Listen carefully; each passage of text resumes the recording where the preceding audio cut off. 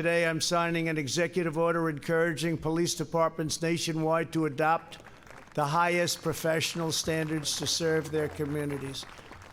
These standards will be as high and as strong as there is on earth. What's needed now is not more stoking of fear and division. We need to bring law enforcement and communities closer together, not to drive them apart. Much too little and does not go far enough.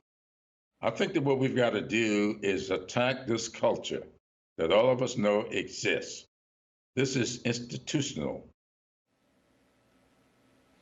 President Trump and the House Majority Whip on this show earlier talking about the executive order signed today. In that executive order on police reform, it creates credentialing, certification, and the best practices for the use of force.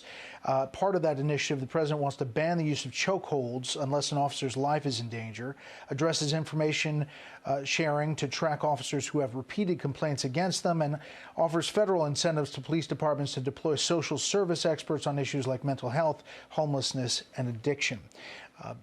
Democrats, many of them, House Speaker, saying it's weak, not enough. You heard from the House Majority Whip. Van Jones on another channel said it's a step in the right direction and progress. Where are we? Let's bring in our panel. Jeff Mason, White House correspondent for Reuters.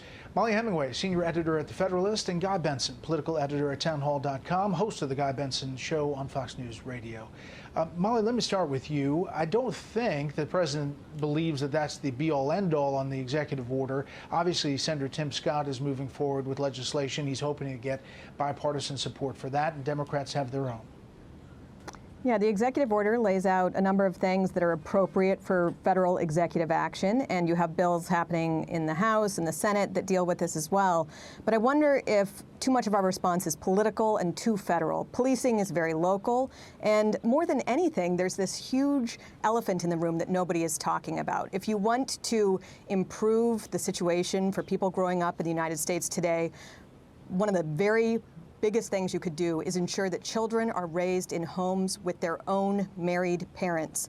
And we have a crisis in this country with 40% of children not being born to married parents. And if you're talking about graduation from high school, getting into college, having a career, not getting in altercations with police, not being incarcerated, not being drug addicted, and all these types of things, this is one of the most important things we could do. Nobody seems to be talking about it, probably because it's very difficult to talk about it, but it's very important if we actually care about children in this country and improving their situation. Jeff, obviously the political divide here is strong as far as what's happening and how it's being interpreted. But your view from the White House perspective about what they think is going to come out of all of this? Well, Brett, I think what they wanted to do today was have a policy response of some kind, even though it's just an executive order, it's not legislation, but some sort of a policy response to address the unrest that has been dotting this country and really taking, having such a massive impact on this country over the last couple weeks. The president talked at the beginning of his remarks today about expressed his own concern and condolences to the families of victims of police violence, and then pivoted pretty quickly after that, though, to discussion of law and order and to the more of the tougher rhetoric that has characterized his response to this for the last couple weeks. So it seemed like he was looking for a little bit of a middle ground. The executive order, as you mentioned before, does take a position on banning chokeholds, except when the officer's life is at risk. That is an issue that Democrats and Republicans on the Hill are not entirely aligned on. But in general, he still gave a pretty law and order themed speech today at the rollout of this executive order. You mentioned the families meeting behind closed doors, and Jerron Smith talked about that earlier, didn't really open the door to it, said they wanted it to be a private thing. However, some of the family members talked about it. Here is Ahmaud Arbery's mother about it. I was very, very emotional throughout the whole conference.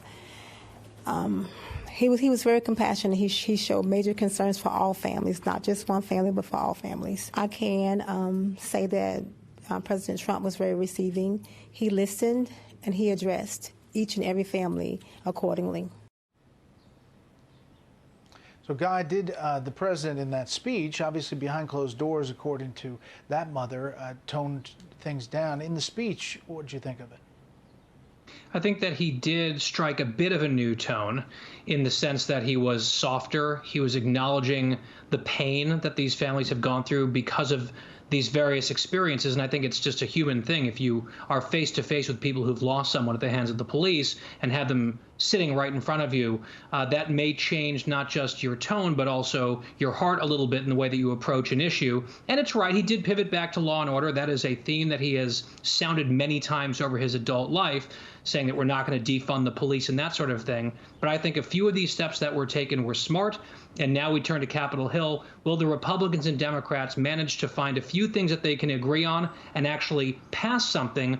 Or is this going to become a political football to motivate political bases with nothing getting done before the election? I know where my money is right now, but I hope I'm being too cynical. Yeah. Quickly, Molly, I want to get to this. The Department of Justice filing a lawsuit, a civil complaint against John Bolton, saying, simply put, defendants struck a bargain with the United States as a condition of his employment in one of the most sensitive and important national security positions in the United States government. Now he wants to renege on that bargain by unilaterally deciding that a pre-publication review process is complete and essentially saying it should move forward. What about this? The ACLU says it has no chance, but clearly they're going to try to block this book. Well, apart from even the legal case where there might be legal problems with publishing a book like this, there's just the matter of ethically advising a president and then turning around and publishing a book about those private discussions and whatnot. And this happened to President Obama. It's happened to other presidents, but it's just unseemly for advisors who have this sensitive information to just turn around before an election and try and publish a book, I think. We will see. He's already doing interviews about him. When we thank you, panel.